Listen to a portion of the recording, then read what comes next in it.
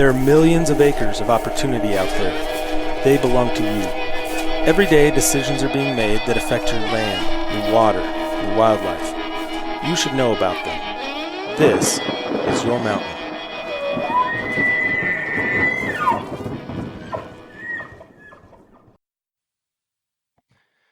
Welcome, everybody, to another episode of the Your Mountain podcast.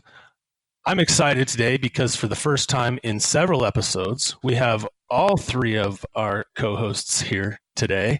I'm your host, David Wilms, and I've got sitting literally across the desk from me right now, Mike McGrady. Hey, Dave. How's it going? It's going well. I feel like I haven't seen your face in ages. I'm sure you, I'm sure it's great, but.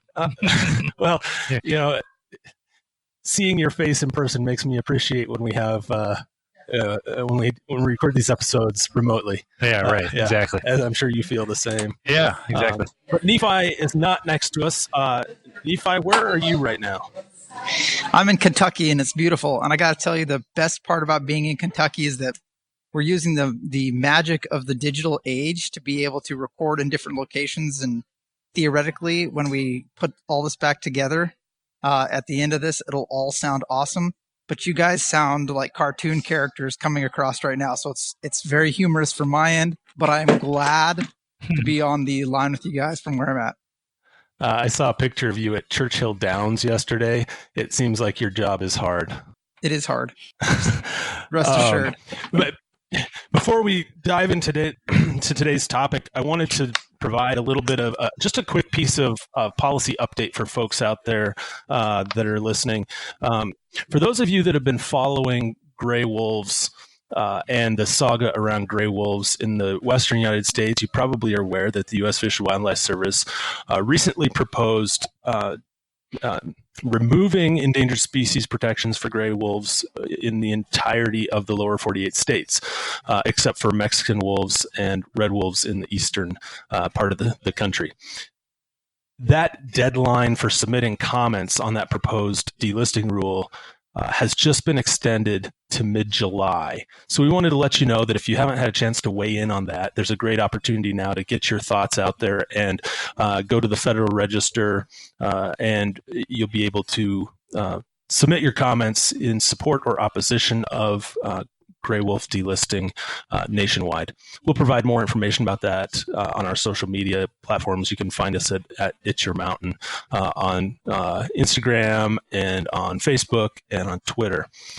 And we'll circle back around to this topic at another time. While you're out there on the interwebs, wherever you get this podcast, if you wouldn't mind going out and leaving us a rating. Leave a comment. Do whatever you can to help promote this podcast. We really appreciate that. Everything you do helps, and it keeps us motivated to keep putting out good content like the content we're going to have today. We're really excited about this. We're thrilled to have the opportunity to talk with two conservation leaders from this country. I don't even know how to start this conversation off, but what I think I want to do is I'm going to introduce our guests, and I'm going to let them talk a little bit about themselves before we jump into just a really unique program and partnership that they've started together. So today, joining us, we have Howard Vincent, the CEO of Pheasants Forever and Quail Forever. Thank you, Howard, for taking the time to be here. Thank you for having us. Really appreciate it. And we also have, and I'm going to have to make sure that I don't butcher your last name here, Matt, but we have Matt Carstens. Did I say that correctly? That could not have been said any better if you tried. So that was great. Perfect. And you are the Senior Vice President of Land O'Lakes Sustain. That is correct. Thanks for having both of us on. That was great. Well, we really appreciate both of you being here. Let's start a little bit with you, Matt, if you don't mind. Tell us a little bit about Land O'Lakes. I mean, so one thing I know Land O'Lakes is one of the largest agricultural co-op programs in the country. But you're so much more than that, and I'd like for you to take an opportunity to talk about Land O'Lakes and specifically the program you oversee. Yeah, absolutely. Always love to talk a little bit about our cooperative, as you mentioned. We are nearly 100 years old as we're nearing that mark here in the upcoming years. We are a cooperative, but Fortune 500 company as well. We're really blessed in the manner that being a cooperative, we are owned by farmers and ag retailers that really help make this journey of agriculture and things we're going to talk about today, like conservation, come to life. And it really makes it fun. But we're made up of 4 businesses. We've got our Winfield United group that is which is agronomy inputs and insights for farmers, again, through the Farmers Trusted Advisor, which we call ag retailers. We have Purina, which I'm sure a lot of your folks will know. There's 2 actual owners of the name Purina. One is Nestle, which has dog and cat, but ours is everything else, which really goes back to the farm and livestock, backyard flock, horse on down the line. And then we have our dairy business, which most of you probably know us for, which is our butter that you see on grocery store shelves. We have Cozy Shack, which is rice pudding, different cheese and other selections from the dairy aisle as well, which we appreciate everybody's continued purchase of those products. And then last, what we just added just about 3 years ago now was Land O'Lakes Sustain. That really helps our member owners focus on sustainability and how they really drive the success of continuing to help feed a growing hungry population and doing it economically, but also how we balance in the environment and these natural resources, which is why we're so honored to be a part of your podcast here today with Howard Vincent at Pheasants and Quail Forever. We think not just conservation, but habitat is a critical part of this journey, and it's a big focus that Land O'Lakes Sustain has with our farmers and ag retailers. So before we dive into that, I do have to say that your butter business is secure with me, and I should be clear. You're not sponsoring this podcast in any way. I'm not, but we're sponsoring it's our you butter in a of way. choice. Well, we'll take all the sponsorship we can get, and as I like to joke, I don't care what your heart doctor says. At least a stick a day is a good recommendation. I think everyone should. I like follow. that advice. So good luck on that. I like that advice. What about 2 sticks a day? Because that's probably closer to accurate.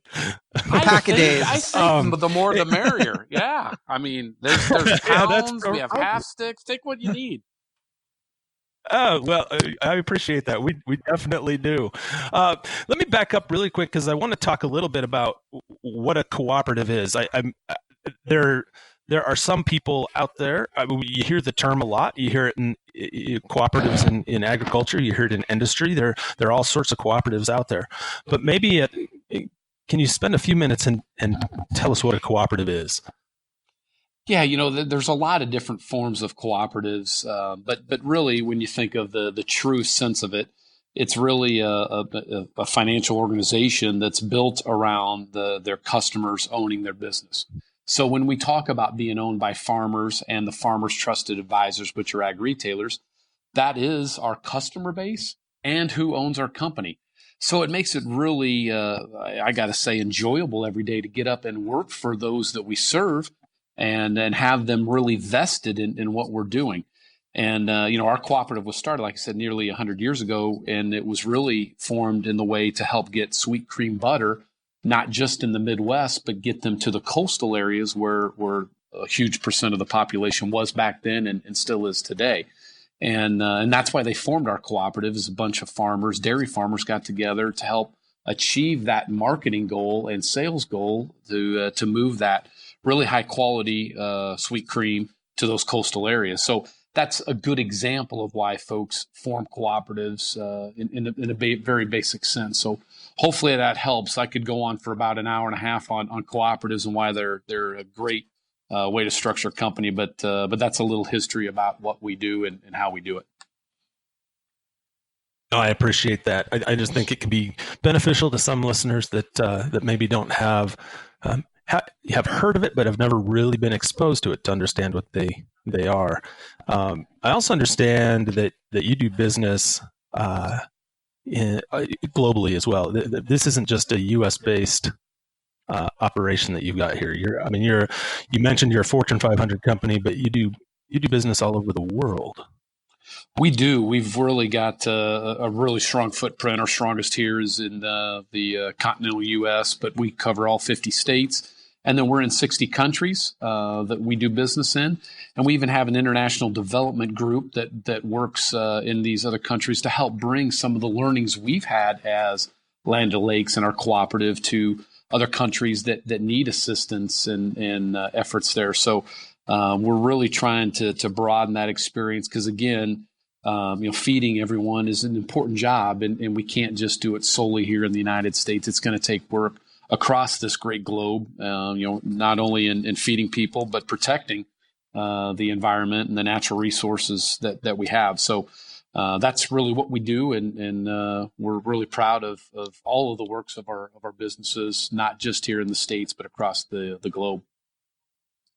So it's really exciting. This is Nephi, and Dave and I were talking about this the other day on another episode of our podcast, is just how, a great an example, agriculture in the U.S. is, and the great opportunities that we have because of so much we have in this country to be able to export not only our agricultural products, but our best practices to other places that don't necessarily have those things. So it's exciting that you guys have that footprint and opportunity. Well, I appreciate you saying that, Nephi, and that's exactly right. Is at the end of the day, we can't continue to put all the pressure on these major producing countries, the United States being probably one of the, if not the biggest.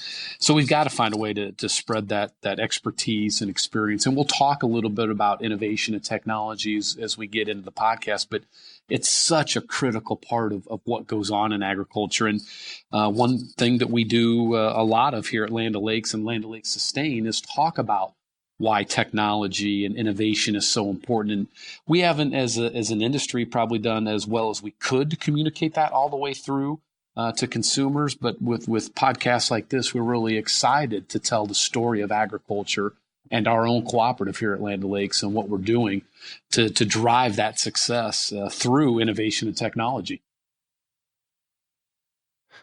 And you can't really tell the story of agriculture without telling the story of habitat as well, because I think those two are so inextricably linked. And that brings me to you, Howard.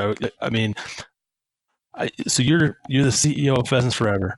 And I know that, and I want you to, if you could, talk about this, but I know Pheasants Forever has a long-standing relationship with the agriculture community, figuring out the ways to maximize habitat and maximize production for landowners to maintain working landscapes, but also to maintain habitats for the wildlife that depend on these places. Could you talk about some of your work with Pheasants Forever and your mission there? Absolutely. So if you think about Pheasants Forever and Quail Forever, our byline would be we're the habitat organization. We don't raise and release any birds. Our dollars that we generate typically go on working farms. Last year, we impacted about 1.5 million acres, and 90% of those acres were on working lands. These are fully functional farms and ranches. If you think about who can make those decisions on how to protect soil and water and impact wildlife, as well as feed, fuel, and create fiber, for the globe. It's America's farmers here, and we've always, we're kind of 36, 37 years old as an organization, but from day one, we've been involved in working with those local landowners, and this relationship with Sustain and Land O'Lakes is really taking us to a whole new level. If you think about it, over the years we've done it kind of a landowner at a time, but with what Matt had mentioned, some of the new precision tools that are out there, our ability to share information, we can now help those landowners, those farmers, those ranchers really, I think, accentuate where their most valuable acres are, and where the soil use isn't ideal for farming. We can turn that into conservation for wildlife. And it's not just pheasants and quail. If you think about impacting, creating, restoring native prairie, restoring wetlands, now you're talking about all wildlife. You're talking about pollinators and monarchs and all those mammals on the landscape, as well as building soil on those lands as well. So I've always been, I'll just put it out there, I've always been very impressed with the work that Pheasants Forever does, and recognize that it does impact species beyond pheasants and quail. Can I put you in a really uncomfortable, maybe both of us in a really uncomfortable position? Sure. Yeah, I'm so grateful to have you on this podcast, so I can say, a year and a half ago or so, I'd interviewed for a job with Pheasants Forever, and I didn't get it. there's All right. still hope. Well, We'll see how this podcast goes, and we'll see how the editor treats us, and then we'll reevaluate that. So. No, I'm just teasing. But I do have a lot of respect for your organization and everything that you do, and I'm really interested to dive in to the work that the two of you are doing together right now, and so I don't even know how to kick this off other than to turn it over to the two of you to what was that, Nephi? I was gonna say, from the perspective, say, how do you turn it over? I mean, I had an opportunity to work for the Natural Resource Conservation Service for about 12 years, and as soon as I started reading the background on what you guys are doing, I couldn't have been more excited to see what I view as really what we need to have in our country in terms of the collaboration, the handshake between agriculture and wildlife opportunity and conservation. To see it, I think you guys really are taking that to the next level. And again, as Dave said, with what you're doing, it's impressive. So with that, I'll get out of the way. Yeah, let me tee it up maybe this way, and then you two run with this. As I'm reading through what you're doing, I kind of view it as, people in the country sometimes maybe have a false mindset, and maybe I'm overgeneralizing, but I think as we become more urbanized, people in the country have a mindset of what the American farmer is or always was, and think that what the American farmer was is what they are today. And by that I mean, I think there's this general perception that there might be that some in the community might be adverse to technological advancements, and people have had a practice for how to operate a farm handed down from generation to generation. But if you can't innovate and if you can't adapt, it's hard to succeed in the competitive global climate. And the way I'm looking at this program, it seems to me it has a touch of what appears to be a touch of blockchain, of high level IT. It has conservation. It has habitat improvement. It has it's rolling in finance and best practices, all in these technologically based programs to maximize the benefit for landowners, maximize profitability and sustainability for landowners, maximize habitat for wildlife, and on the back end for the consumer to be able to know what kind of stewards these landowners are and understand where their food is coming from. And it's a fascinating process and partnership that you two have developed. And so with that, I'd say, correct me in all the places I made mistakes. How does this happen? Tell us. Yeah. Well, I'll take the first stab at it. It's Matt here, while Howard tries to figure out what's going on with his hiring process. But it was an interesting. It was an interesting couple phone calls that we had, and I tell this story quite a bit. I'm actually from a family farm in Iowa, and our farm is still there in central Iowa. Agriculture's been in my blood since the day I was born, and I think everything you said was exactly right. But this partnership really kicked off with Howard and his team calling and wanting to have a visit. And when they called, I'm like, with my farm background, I kept wrestling with what would Pheasants Forever and Quail Forever want to do with our farmer-owned cooperative. I'm not connecting the dots. I know they're in conservation and that, and I enjoy hunting quail and pheasants like anyone, but I'm not seeing where we're going to connect. So I joke a little bit that it took me a few weeks to return that call, and now I'm really remorse, and Howard seems to bring it up every time we're together. So I thought I'd just beat him to the punch on that one. But what was interesting is when we did meet, there is absolutely a common thread. And what I forgot that I've known for all these years back on the farm is this ecosystem, whether it's crop production or wildlife habitat, they all have to intermix. And when you pull one of those out, we really struggle. And you see that in certain parts of our country today.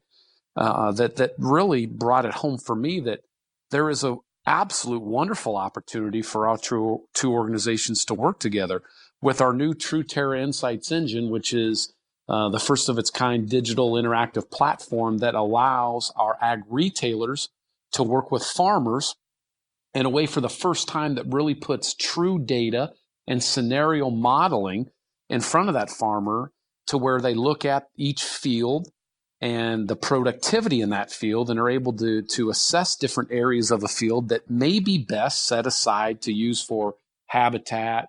I know one of you had mentioned, I think Nephi, the NRCS, and using their programs and tools to move some of that unproductive land into other uses like habitat or pollinators or on down the line. And when you combine this new technology that we have with the Truterra Insights Engine and make that come to life through the farmers ag retailers with the expertise of Howard's field specialists that are out there, it's really an amazing 1-2 punch that helps us advance agriculture and this great planet that we live on. So, Howard, I'm going to assume you've got all your personnel stuff resolved now, and maybe let you talk a little bit about that. But for me, that was a really powerful start to our relationship that's got us to this. So this is Nephi. So it sounds like what you guys are doing is you're looking at a specific piece of land or a specific plot, and instead of just treating it as a homogeneous whole, with technology, you guys are able now to find the locations that are prime agricultural locations, and then those areas that aren't, you're able to map out whether it be buffers, filter strips, areas of lesser soil quality. You're able to then find a way to maximize return on those, the conservation return on those other areas through utilizing conservation practices and programs. Is that fair? That is exactly what we do, and the real value of that is the farmer's able to actually make more money. When you take those unproductive parts of the field out of production and quit putting resources to them, it not only brings the overall profitability for the farmer up, but to Howard's organization allows them to work with that farmer to create the best habitat possible and really make that ecosystem come to life. So you've covered it really well. Howard, would you comment to that at all? Yeah, I don't think I can say it better than that. I think you nailed it. I think, historically, farm income was just that. The entire farm was viewed, did we make money this year? What are my inputs, my planning for next year? Do I have enough to buy new equipment? Do I get to modernize? And it was one bottom line income. Now we have the ability through a Truterra, Insights Engine to actually go out on that farm and, you can look at, square meters and see if they're profitable or if they're losing that operation dollars. The uniqueness of this, how we came together in this, and obviously from a single producer whose motivation is economic, absolutely.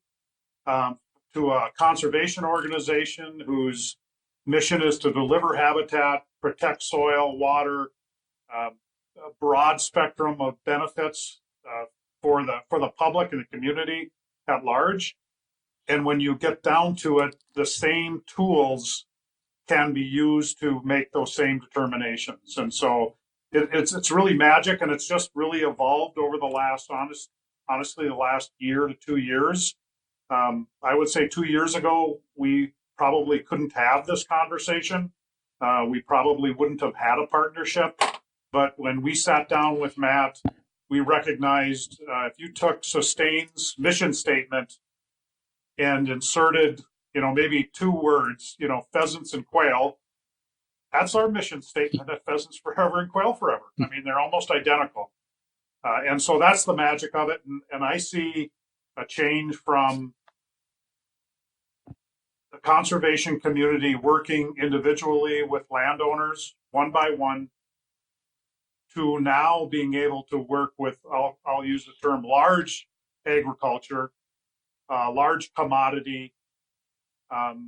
We're on the same page. We know what our path forward here is.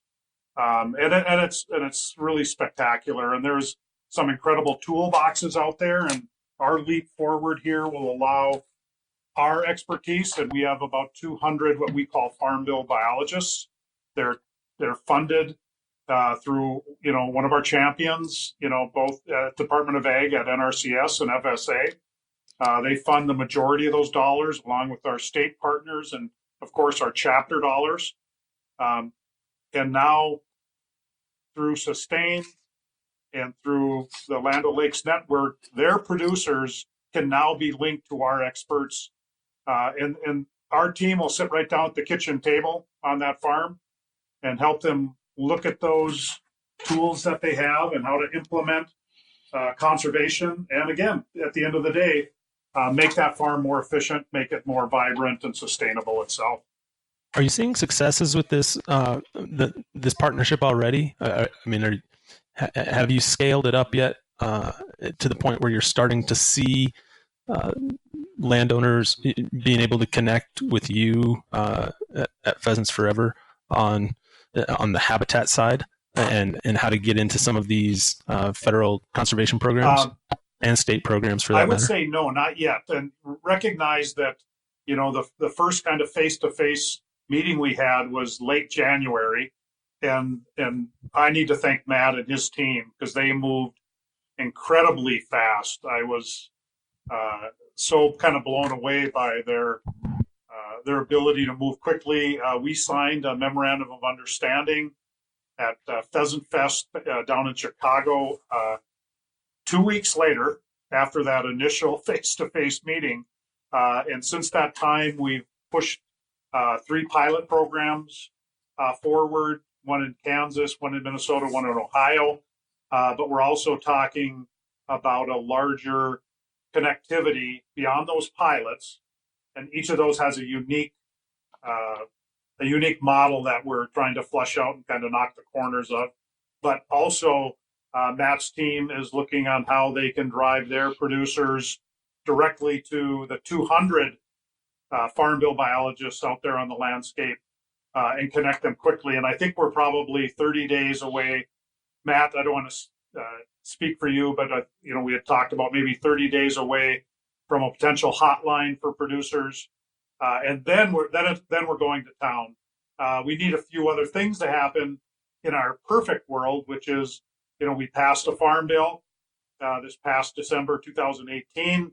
We have roughly, in my estimation, about 5 million acres of conservation reserve program alone, much less counting CSP acres, EQIP, all these other great acronyms out there, and I apologize for throwing acronyms out there. But we love acronyms. It's okay.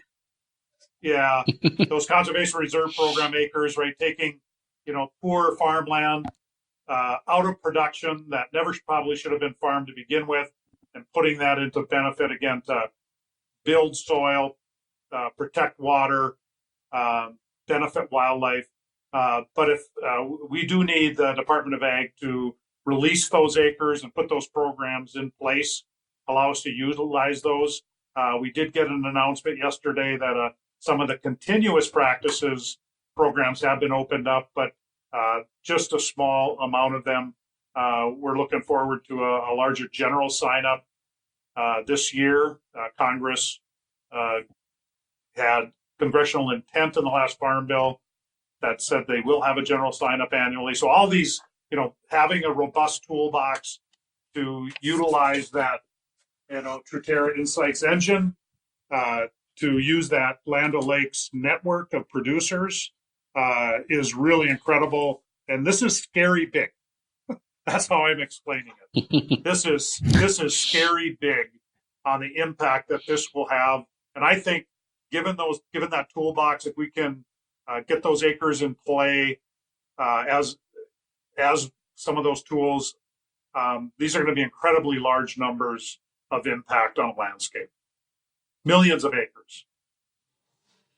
Yeah, it's exciting. Do you see an opportunity through something like this when you can prove the effectiveness of this type of program to be able to go back to Congress and say, and I know the Farm Bill just got passed, but say, we're going to need more money because we've got so much interest now in these conservation programs. I mean, yeah.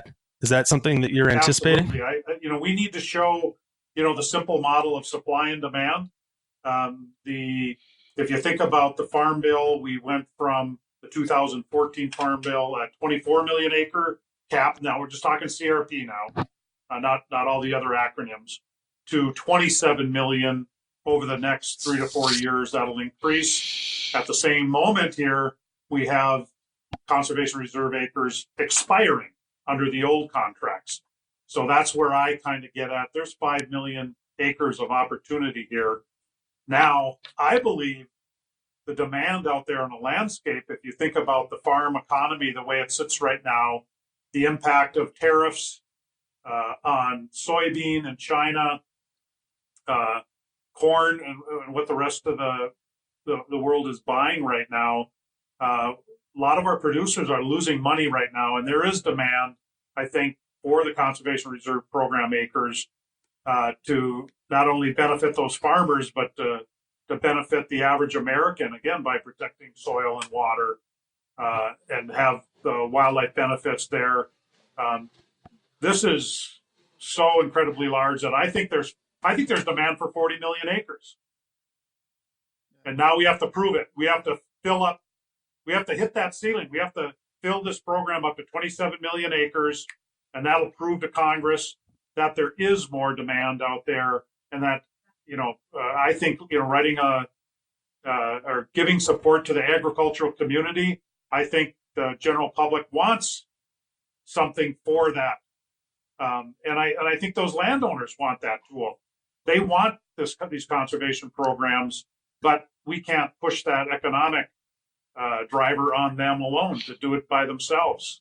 We need to help them, whether it's through our federal or state programs. Well, just to add one more dimension to that, Nephi and team is, and Howard covered it, but the NRCS is out there working, alongside these Farm Bill biologists, the ag retailers every day, and we all know the challenges that are there with the current situation. But what this partnership shows is there is so much room for public-private partnerships, and what good things can happen when you bring all these folks to the table and get NRCS personnel, Farm Bill biologists, ag retailers, all working in the direction that's good for farmers and good for all of us that enjoy the habitat and wildlife that are out there. So I think Howard said it really well, but this is a powerful time to really showcase, what's going on there, from ag retailers as conservation champions, using precision conservation into the Farm Bill and weaving that was such a big win this year. And then also having the Farm Bill provide funding to empower farmers to try new approaches and new technologies. Those things are such a big win that was in that Farm Bill, and this public-private partnership here brings it to a great point with all parties involved in this. So I just wanted to emphasize that because I thought Howard covered some really good points there. Aldo Leopold, who incidentally uh, died fighting a grass fire on his neighbor's farm, said that the future of wildlife conservation depends on the interface with private lands.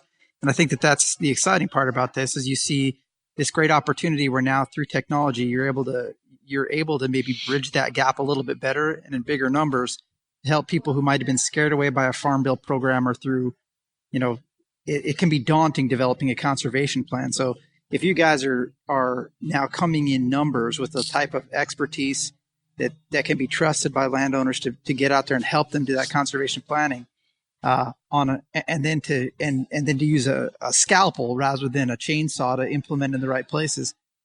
I mean, that truly is the definition of a win-win for everybody. Well, Nephi, that's exactly right. That's what it is. And again, what really hit home for that big win that this Farm Bill, 2018 Farm Bill was for us, the engagement of ag retailers as conservation champions. That is the trusted advisor of the farmer. And when we engage that level in a way that allows an ag retailer to get out there and change that dialogue from just inputs and technologies to something even bigger, wider lens of conservation, the whole society wins. And then you add in farm biologists on down the line. My land, we've got a really powerful opportunity here that is just exciting to see this be brought together. So, I think we've talked a lot about it, but that 2018 Farm Bill was just a huge win for conservation, and this partnership takes it to the next level. Yeah, one of the exciting things about it is that, agriculture, farmers are conservationists, and in a way, and they always have been. And this gives you guys a great opportunity also to share that story, and that's so important to marketing today, to be able to actually teach people, to be able to actually provide information. This gives you a great pulpit to do that. Absolutely. And I think, the ripple effect of this relationship between Land O'Lakes Sustain and Pheasants Forever and Quail Forever, with, on that landscape, right, where the shovels get dirty, the ripple effect that we know always occurs, but you can't sell it on the front side. When they see more monarch butterflies, that resonates with those landowners. When they see more bluebirds, when they see, more wildlife on that landscape that has evaporated over these last decades, as we continue to try to feed the world, we can still feed the world and have all those benefits as well. And it will be an incredible wave, I think, of conservation movement. I think I love the fact that you brought up Leopold. And this is also important to the people who live in downtown Minneapolis or downtown Chicago. They need to know where their food comes from. And that's a great Leopold quote, that, the fact that people think that that food comes from the grocery and heat comes from the furnace. They need to really understand who is growing their food, who is growing their fiber, and the cost of it and the work entailed in that. And that they're also stewards for wildlife conservation and the resources that we all love. So it sounds like a lot of this work would not be possible without this Truterra Insight Engine. A lot of what you've described about getting more wildlife on the landscape, but feeding the world and letting people understand where their food's coming from, everything about this, it seems like a lot of it comes back to this Truterra Insight Engine. And I'm curious if you could describe for us how does this engine work? I mean, I know generally what you were saying about identifying pieces of the property that might be better suited for agricultural production, and how you can maximize that, and places that might be less suitable and more suitable for habitat. But how does the program make those determinations? How does this Insight Engine work? Yeah, I'll do my best here in a quick order, but it really looks at field by field, and Howard actually said it, even at the subfield level, runs scenario modeling around what just happened the year that we're in. So let's just take an example of in 2018, a particular field produced this much output for this much input.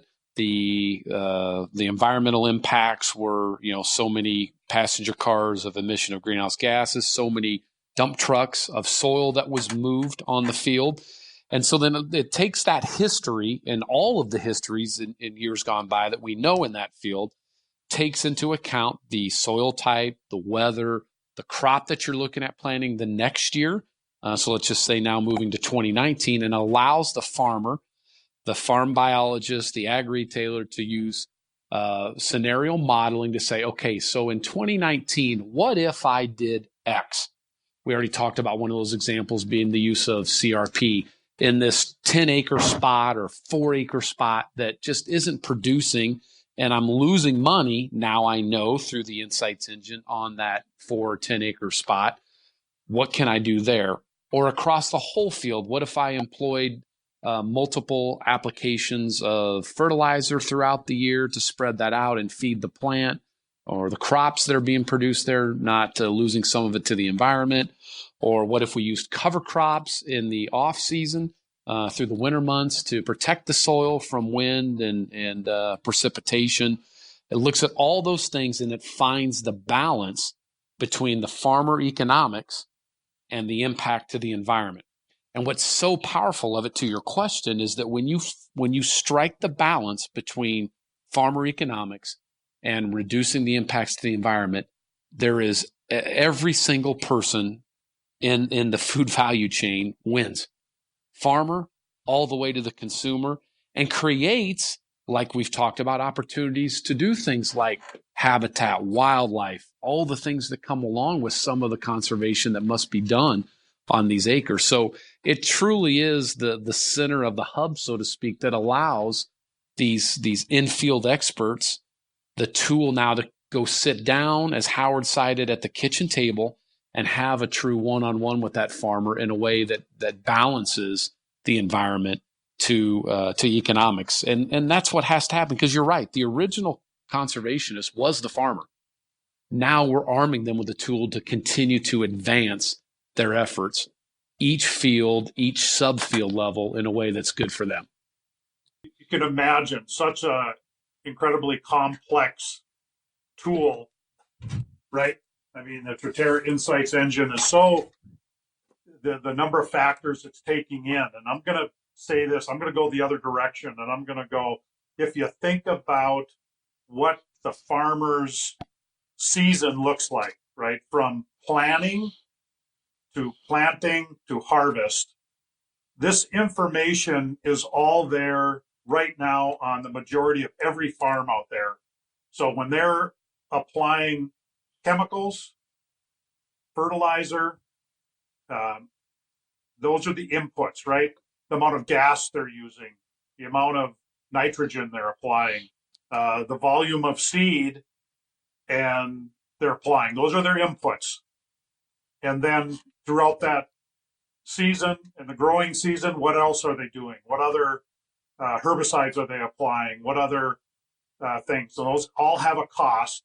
And every time that tractor runs up and down that track, that's costing money. You can throw the farmer's value of his time on that machine and the wear and tear on that machine. And then you go to harvest. And again, this machine is capturing every single kernel of corn that comes off that machine on their sub field. Again, square acres. That machine knows if, this 1 acre produced 180 bushels and 1 acre, 40, 50 feet away is producing at a rate of 80 bushels. And at what point is that landowner making money on that acre? And they can look at this and think about a farm, instead of being one unit, one economic entity, it's really made up of hundreds or thousands of franchises, right? Think about 1 square meter. Which one of these franchises is making me money? Which one of these is not making me money? And now, what are my choices? I can either stop farming those acres that are not making money, or I can add a different tool. And whether it's a farm bill program of CRP, CSP, equip, the list goes on, or putting on cover crops, all of this. And I'll say, if the farmer would make the best economic decision for their farm, I believe conservation will fall at the bottom. We don't have to sell conservation. We don't have to sell habitat. I think this will be a natural factor because of the tools that we have out there in the landscape that'll take care of that. And the other piece that we can throw on top of that from the hunting and shooting and conservation community is access. There's also a tool to create access through the Volunteer Public Access Program, which was part of the Farm Bill. It will not only potentially give that farmer, let's say $100 an acre to put a CRP cover crop. We would also give potentially a bonus payment to allow public access for hunting or bird watching or running your dogs or riding your horses.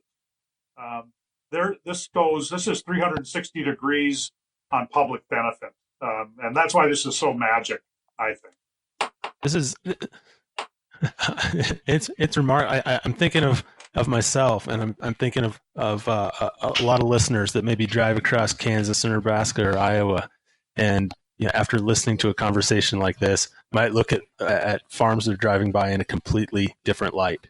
The complexity and ingenuity and innovation that's going into to remain competitive and to feed our country and the world is this is remarkable. This is just remarkable. The amount of innovation going on here, and then when you layer on the conservation piece and how you can actually, and it's sounding to me, you can actually improve production, improve the bottom line, produce more food, make more money, and create more habitat with the same amount of acreage. This is exactly what we should be doing. I mean, this is as a country, as a world, this is exactly what we should be doing, and you're on the front end of this.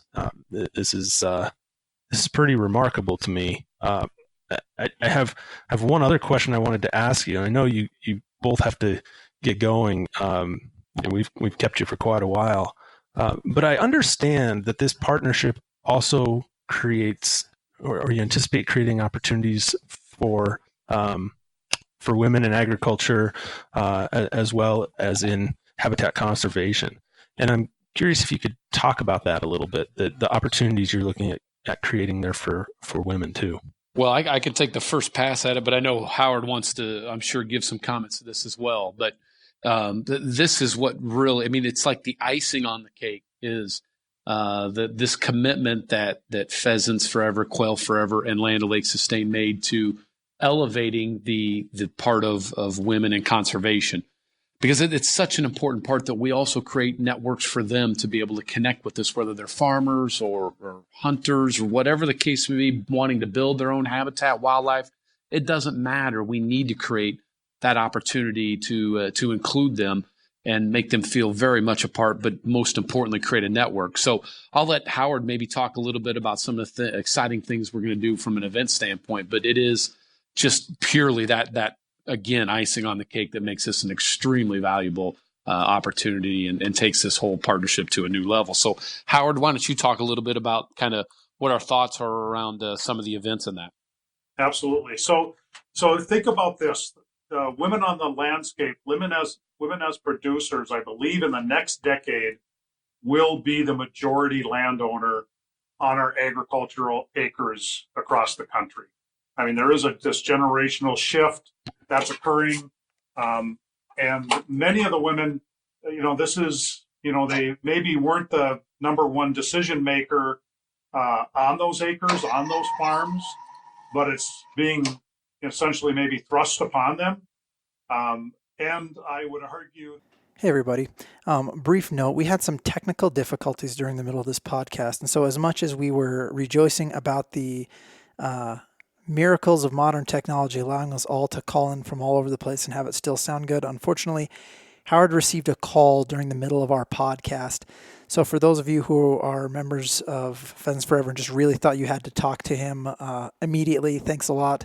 Wish you would have waited till after the podcast is over. But in all seriousness, it did cause us to break out right here. And because of that breakout, with the program we're using, we lost some of the audio. And so as we finish this out, you're going to hear a couple spots where unfortunately Howard's audio was lost. And so you'll hear a few fades. Yeah, and so that there's not confusion going into the next segment here. When Howard dropped off, he was talking about involving women more in agriculture and conservation and opportunities for that, and some of the programs that they were developing through this partnership later this year. And he talked about some of those programs. And then, as you'll hear, Matt is going to reference a website to go find information about those programs. And the programs that he was talking about are the ones that we unfortunately we lost here. But Howard was talking about these great opportunities to bring more women into conservation and agriculture through these partnerships. So rather than leaving a bunch of dead air where you were wondering who was talking, we made the decision to keep it to do a few clips to make it a little bit cleaner for the rest of listening. And to Howard, we're going to have you on again, and we'll talk about your mountain. All right, so we're back. We had a little bit of a technical glitch there, and what we were in the middle of was talking about the opportunities for women that are created through this program, Women in Agriculture and in Wildlife Habitat Conservation. And Howard, you had just started talking about how women, the demographic is changing, and women are taking on a greater leadership role and ownership role in the agriculture community. That's fantastic. We love hearing stories about opportunities for women to get more and more involved in everything related to conservation. And so we really appreciate hearing that perspective. Matt, did you have anything else you wanted to add about that? No, I think it's a big part of why we or the success and power of what's been created here in this partnership. And I would say for those folks, women particularly wanting to participate in these events, you can look at probably either of our websites, but I'll give you the Land O'Lakes Sustain.com website, and we'll be posting those events as we get closer to those, probably later this calendar year. I would guess more in that September, October timeframe. So be looking for that, and we'd love to see as many women as we can get at those events, because I think it would show really good efforts to what we're all trying to do here and create that success and network, by the way. Great. Well, and we're happy to share, as you get this, as you get up and running in these events out there, we're happy to share information about those events whenever we have the opportunity to do that, to help in any way we can to raise awareness and help you there. You have a much broader reach than we do, but we would be glad to do that. I have just one question for both of you before we sign off today. And this is a question we ask all of our guests, and we're going to catch you flat-footed here, which is maybe a little bit fun on our side to see what the answer might be. But we do this thing with every guest that we have on at the end of a podcast, and this is called the Your Mountain Podcast. And one of the things that we highlight are issues involving land, water, and wildlife around the country, and all the places that are so special to everybody for various reasons, collectively or individually. So always ask everybody, what's your mountain? What's that place to you that's so special? You don't have to give specifics. You can if you want, but we just ask that question of everybody, and I think it's always fun to hear people's responses, because they're so different. Everybody's responses are so different, because what's so special and important to an individual is very unique to themselves. And so we just wanted to take that opportunity and ask you that question. What's your mountain? Well, I'll start and give Howard extra time to think, but mine won't probably surprise any of your listeners. But for me, it's being in the middle of a cornfield with a well-shaped waterway, buffer strip. You see the pheasant and the quail flying over the field. You see different wildlife out there, and just that the smell of that is something that those that have been on a farm truly have probably come to cherish. And at times when I'm here in our great headquarters at Land O'Lakes here in Minneapolis, I miss it. And that would be my mountain is that very scenario. Preferably before pollination, by the way. So more like, let's just say knee-high corn, okay? So at this point in the podcast, we'd normally expect to hear from Howard as to what his mountain is, but because of the technical difficulties we described earlier, we were unable to hear you are unable to hear what his mountain is. We'll just have to have him on a later podcast so he can describe it. But rest assured, it has something to do with pheasants and quail and being in the great outdoors. That is good stuff. We don't see enough of that in Wyoming. We hope that that maybe as you build this program, you'll find opportunities to have some impacts here, especially in eastern and north central Wyoming. Thank you both for sharing that. Do either of you have anything else that you want to add that you weren't able to get in? That you're talking about the program, the partnership that you're running together? On behalf of everyone at Pheasants and Quail Forever and Land O'Lakes Sustain and our whole Land O'Lakes farmer-owned cooperative, thank you to Your Mountain podcast, Nephi, David, Mike. This has been a great experience. And without folks like you and your willingness to get this story out, it would be the best kept secret. And that's not what we want of this. We want everybody to be able to enjoy this, from farmers to all the folks enjoying our natural resources. And a big thanks to, again, Pheasants and Quail Forever. We all at Land O'Lakes Sustain appreciate the opportunity to be a part of this.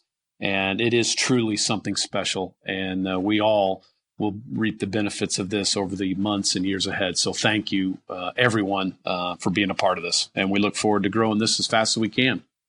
Well, from where we sit, we look forward to watching it grow and following the work that you're doing. We really appreciate all the work that you're doing and the scale and the scope of this. It's incredibly impressive. We also appreciate you taking the time today to share this story and this partnership, this incredible partnership, with us and with our listeners. And hopefully we can have a conversation again about this in the future and follow up and see, how's it going as you build this program and partnership. We can have a conversation about how's it going and where do we go from here, and how do we mobilize people to get Congress's ear to push more money into some of these federal conservation programs, for example, when we show just how much opportunity, or when you show just how much opportunity there is for growth there. And I look forward to seeing, as a result of these efforts, seeing the cost of butter for myself drop significantly at the store. I just want to go on. I did not consumer. endorse that, by the way, but we do want you to continue to consume it. So please do. Oh, there's no doubt that's going to happen. I have to have the butter to cover up, to baste the pheasants that I get in the fall. And then end with some nice cozy shack too. It's a great compliment to great basted buttered pheasants. So there you go. It's the meal of choice. It sounds perfect. So thank you both again, and to everybody out there, remember that life is about experiences. So go have one.